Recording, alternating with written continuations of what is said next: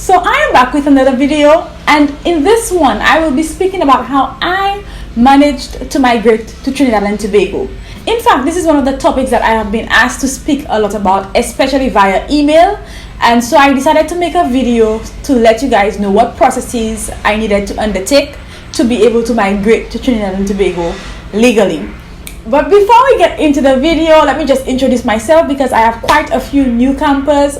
Welcome aboard, guys. I am Channel Mathre and I create natural hair and lifestyle content. This video in particular falls under the lifestyle category of that content. And so let's get right into it. Most people want to know how long I've lived in Trinidad and Tobago. So let me break this down for you guys. I first moved to Trinidad and Tobago for university, and that was in 2011. University spanned 2011 to 2014, and after 2014 I remained in Trinidad and Tobago and I worked for 1 year.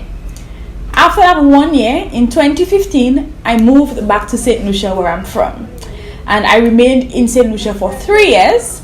And then in 2018 I remigrated to Trinidad and Tobago, and that is where I currently am. And so this time around I have been living in Trinidad and Tobago for 2 years.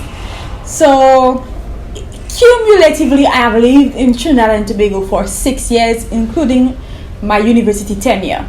Okay, so let's get into the immigration-esque details. If you guys don't know, and if you guys didn't pick up prior, I am Saint Lucian, proud Saint Lucian daughter of the soil. Love the land that gave me birth. So you may be wondering, why did you choose to migrate? So I chose to migrate because in the last few years, Saint Lucia has recorded a very high unemployment rate, and the youth unemployment rate has been especially high. That being said, the job market is very limited. There are very limited opportunities. Trinidad and Tobago has more opportunity to traverse in the job market, and there is more opportunity for upward mobility. There is also, I would dare say, better pay with some organizations, and even with governmental institutions, you have more of an opportunity to get a gratuity than you probably do in Saint Lucia. And two, because I went to university in Trinidad and Tobago, I felt like I was prepared to work in Trinidad and Tobago. I knew more about the system there. I pretty much grew up in Trinidad and Tobago. I became an adult here in Trinidad. So I felt very comfortable with the system there. I knew people, I knew professionals in the system. I was more acquainted with how things worked in Trinidad and Tobago, unfortunately. And so when I decided that I no longer wanted to remain in the job that I had in Saint Lucia, one of the most attractive options for me was to return to Trinidad and Tobago, where I knew people, where my social group, or most of my social group, was, and where there was more opportunity for mobility and for traversing the job market. So that is why I essentially moved back to Trinidad and Tobago. Because I am from Saint Lucia, the process to migrate to Trinidad and Tobago was, I would dare say, easier for me and simpler, because both Trinidad and Tobago and Saint Lucia are member states of the CARICOM. And the CARICOM simply means the Caribbean Community. There was an arrangement that was drafted way back. Let's not get into the history of the West Indies Federation and the CARICOM. We can probably do that with a history buff some other time. That's not me. But without getting into the history of the West Indies Federation and the CARICOM, there is an arrangement between member states of CARICOM, which is the Caribbean Single Market and Economy. And one of the tenets of this arrangement is that there would be free labor between member states. And for your own purposes, if you're not aware yet, let me just let you know which Caribbean countries are part of the CARICOM. So we have Antigua and Barbuda, you have Barbados, you have Belize, you have Dominica, you have Grenada, you have Guyana, you have Jamaica, you have St. Lucia, of course, St. Vincent, you have Suriname, I believe, yes, Trinidad and Tobago. Who did I miss? Okay, I think I missed St. Kitts and Nevis. So these are the member states of the CARICOM. So if you belong to any of these member states, then there is an arrangement that would allow for you to move to any of these other member states, providing that you meet the requirements for the CARICOM skills certificate. So the CARICOM skills certificate is the document that would replace a work permit, and that would allow for your free movement in CARICOM member states. To get the CARICOM skills certificate, you would need very simple documentation. Your typical documents, you can check the websites. Every member country would have a website which lets you know how to apply for the CARICOM skills certificate. It is a very simple process. As far as I know, there is not a cost attached in any of the member states, and so that is how you would get your skills certificates. Let me let you know about the distinctions between CSME certificates. So there are two CSME certificates that you can have. You can have a CSME certificate from your home country. So I have that one. I got this one. You can also have a CSME certificate from the host country. The difference between the two CSME certificates is that the CSME certificate from your home country, the one I have from Saint Lucia, it only allows you to travel and remain in another member state for 6 months at a time. With that skills certificate, you need to return to immigration every 6 months to extend your stay if you are remaining, or immigration would more than likely tell you to get a CSME certificate from the host country. I eventually ended up getting a CSME certificate from the host country, which is Trinidad and Tobago.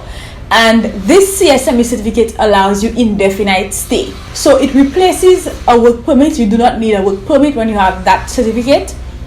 And so that is what allowed me to move to Trinidad legally and to work legally without a work permit per se. You don't just get the CSME certificate if you are a national of a member state. You have to fall into certain categories if you are going to qualify for the CSME certificate, the certificate of recognition. And these approved categories are university graduates, so you have to have completed a bachelor's degree at least. You also have artists on that list. You also have musicians. You have media workers and sports persons. These are the only 5 categories. Of course, it's quite limited, I find, but there is no other arrangement as yet for free movement for residency. Speaking of residency, let me just touch on that. This has turned into a CARICOM movement video. But speaking of residency, the CARICOM certificate does not qualify you for residency. If you want to become a permanent resident of the host country, you need to go through the typical immigration processes. I have not explored the option of becoming a resident. At this point, I probably should. But if I ever explore the option of becoming a resident, I will share with you guys the different processes that it entails. Okay, so this video is already 10 minutes long, and I don't remember where I stopped because my camera overheated. But guys, I think I've pretty much told you how I managed to move to Trinidad. And if I decided I wanted to move to any of the CARICOM member states, it would be the same thing. My only caution would be to ensure that we've secured a job. Oh, I should probably speak about that. So before I moved to Trinidad this time around, I had already secured a job. I had gotten a job offer. I would have done my interview virtually. So if you are able to secure a job while you are in your home country or you have an offer, that would be great. The CARICOM certificate does not take very long to process from my recollection. I think my CARICOM certificate from here in Trinidad and Tobago took 6 weeks to process, and I didn't even do all of my paperwork for the one in Saint Lucia myself. My dad did it for me because I was here in Trinidad at the time. On Trinidad, let me just speak about Trinidad a little bit. For Trinidad in particular, because that is where I'm based, something that I would note is that rent is very, very expensive everywhere, but the closer you get to the capital, which is Port of Spain, the more expensive it becomes. So if you're used to a certain quality of life, I would say to research what rent would look like for you to maintain that quality of life. Rent is like ridiculous, so that is something to note if you're considering moving to Trinidad and Tobago. Time frame from when you send in an application to if you have secured the job can be a little long. So please do not get discouraged if you've sent out applications to Trinidad and Tobago and you've not received a response. Sometimes I've gotten a call back for an interview 3-4 months after I would have sent in an application. So do not get discouraged. There is opportunity here in Trinidad and Tobago. Let me not do an advertisement for the people's country because I'm already a foreigner here. Also, I find that they are more amenable to hiring young workers. Saint Lucia is very ageist in terms of the job market. They tend to hire persons with more seniority and older persons. And I feel like Trinidad, the society here in Trinidad is more amenable to younger persons. So I hope that some part of this video is helpful for you guys. Okay guys, so I had to come back because I'm editing the video now and I realized that I neglected a commonly asked question as well with relation to Trinidad and Tobago in particular. People always ask me whether I have been affected by the crime situation and what the crime situation is like in Trinidad and Tobago. And it is a very valid question because you hear about the crime situation in Trinidad and Tobago all the time. I don't want to make it seem like crime is not an issue in Trinidad and Tobago, but I personally have never been affected by crime. I would say to be vigilant, to be mindful of where you go. There are certain areas that are hotspots, so you would have to be mindful and be cautious if you even have to venture in these areas, and more than likely you would not have to venture in these areas.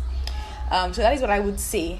But apart from that, I have managed to live quite freely here in Trinidad and Tobago and to enjoy it without being affected by crime. If you have any specific questions about how I migrated to Trinidad and Tobago, you can leave them down below and I will do my best to answer them for you guys in a timely manner. If you have any other questions with respect to residency and moving to Trinidad, if your country is not a member state of the CARICOM, then you can check out the immigration website.